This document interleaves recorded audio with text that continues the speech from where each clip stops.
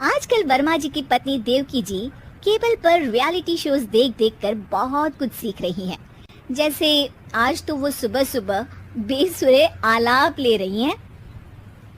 सारे गा मा धा। माँ जी, सारे गामा पाधा नीसा होता है। अरे वो तो सब गाते हैं, ये मेरा स्टाइल है। आवाज तो कम कर लीजिए माँ जी, पर्दे फट जाएंगे कान के। ये कहो कि पर्दों में आग लग जाएगी। देखना, मेरी आवाज सुन के जज आग लगा देगी, आग लगा देगी, तू तो आग लगा देगी, ऐसा बोलेंगे। सरिता वहाँ से परेशान होकर चली जाती है और सास रियाज जारी रखती है। सारे गाओ, सारे नाचो। तभी बाबूजी दुकान से लौटते हैं। अरे देवकी, क्यों तानसेन बनी हुई है? कान से खून निकालोगी क्या? अरे क्या हुआ, रियाज तो करने दो मुझे। इसको रियाज बोलते हैं? ऐसा लग रहा है जैसे घोड़े हिना रहा है। घोड़े पे बैठ के ही बम्बई जाऊंगी मैं तो, जब जज साहब कहेंगे कि देवकी तुम मुंबई आ रही हो। जज साहब, वो अदालत वाले? अरे नहीं नहीं, बड़े लोग हैं, आप नहीं जानते हैं। ओ मैं तो छोड़ चली अपना ये देश, बम्बई मुझे प्यारा लगे। गाना गाती हुई देवकी चली जाती है और बाबूजी अपनी सरफिरी पत्नी के इस संगीत प्रेम की चर्चा करने बहू के पास चले जाते हैं। अरे सरिता बेटा, सुनो तो, ये तेरी सास को क्या हुआ है बेटा?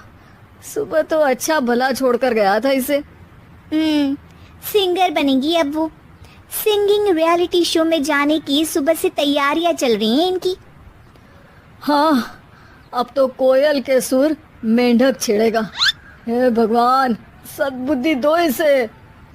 इधर बाबूजी भगवान को कहते हैं और उधर राधा रानी प्रकट हो जाती है, देवकी की मोहल्ले की सबसे पक्की दोस्त। क्यों रे देवकी, काहे इतना गला फाड़ रही है? कोई चीखने चिल्लाने का कंपटीशन है क्या? अरे ये देख, नया सिंगिंग शो, मैं भी गाऊंगी, हिंदुस्तान के दिलों की धड़कन बनूंगी। अरे इतना बेसुरा गा के दिलों की धड़कन नहीं, दिलों का अटैक बन जाएगी। इससे तो अच्छा है कि नाच ही ले। वैसे भी दिन भर मोहल्ले में नाचती तो रहती है तू, कभी इसके घर कभी उसके घर। देवकी को समझ में आ जाता है कि उसका गाना किसी को पसंद नहीं आ रहा। अगले दिन सरिता देखती है कि सास पैरों में घुंघरू बांध के नाच रही है। अरे माँ जी, क्या मंजुलिका बनी हुई है आज आप? अरे नाचने दे बहू, जब तक है जान जाने जहां मैं नाचूंगी। अरे माँ जी, अभी जान निकल जाएगी इतनी जोर से नाचेंगी तो। अरे अरे, क्या कर रही हो? अरे दिख नहीं रहा, डांस कर रही हूँ। अरे जैसी तुम्हारी हरकत है, तुमको तो नागिन डांस करना चाहिए। वो भी करूंगी, भांगड़ा भी करूंगी, देखना। जज मुझे देख के स्टैंडिंग ओवेशन देंगे। हाँ, स्टैंडिंग ओवेशन तो देंगे ही, ताकि खड़े होकर वहां से भाग सके तुम्हारा डांस देखकर। अरे कुछ ढंग की चीज करो, ये रोज क्या नया शुरू कर देती हो? सास को लगता है कि उसका डांस का सीन भी बिगड़ गया। अब वो टीवी देख के कोई और कलाकारी ढूंढने लगती है। तभी उसे टीवी पर खतरों के खतरनाक खिलाड़ी शो दिखता है, जिसमें लोग अलग अलग स्टंट करते हैं। बस देवकी को नया काम मिल जाता है। अगले दिन सुबह देवकी डंबल लेकर कसरत करने लगती है। माँ जी, ये क्या कर रहे हैं आप?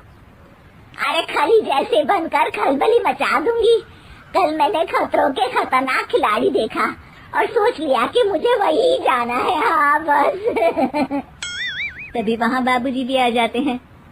अरे इतना भारी डंबल, अरे गिर मत जाना कहीं लेकर। अरे चुप करो, तुमसे कुछ नहीं होता इसका मतलब ऐसा नहीं कि मुझसे भी कुछ नहीं होगा।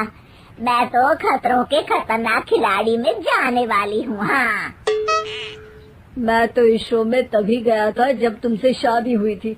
तुमसे शादी करना भी खतरों के खतरनाक खिलाड़ी में जाने से कम थोड़ी ना है। अब चुप भी रहिए। अरे बहू, वो भारी वाला डंबल उठा कर ला तो। अरे ना माँ जी, आप संभाल नहीं पाओगी। अरे मैंने टीवी में देखा था, एक आदमी कार उठा लेता है, इतना तो मैं उठा ही सकती हूँ ना। बहू घबराते हुए भारी वाले डंबल माँ के हाथ में दे देती है। जैसे ही माँ दोनों हाथ ऊपर करती है, पूरे शरीर का बैलेंस बिगड़ जाता है और वो पीछे की तरफ गिर जाती है। डंबल जाकर टीवी में लगता है और